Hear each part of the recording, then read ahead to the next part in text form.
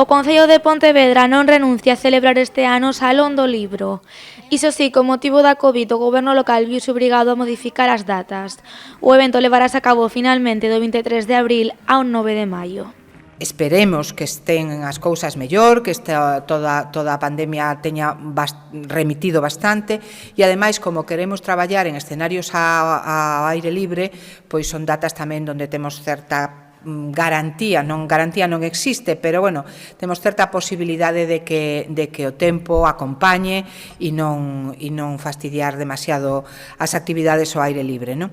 O goberno local pretende celebrar o salón tanto no interior do Pazo como no exterior, instalando escenarios ao aire libre sempre que o tempo así o permita.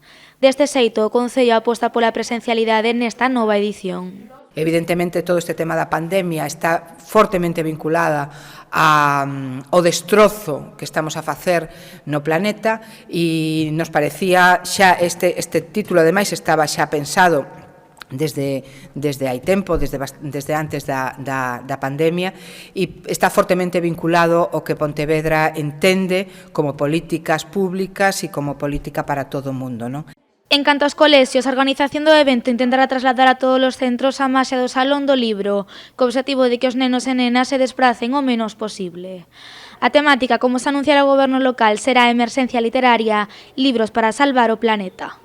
Vamos a facer parte da programación, xa desde o 2 de abril aparecerá como nas redes, online, a experiencia do ano pasado, bueno, pois nos vai a dar certa cancha a hora de traballar tamén no ámbito virtual, pero vamos a loitar todo o que poidamos, de aí este cambio de datas, porque a presencialidade sexa magnífica, o sea, que a xente este permanentemente vindo ás actividades do salón con seguridade, con os protocolos moi rigorosos, pero a presencialidade vai a ser importante en esta edición, non?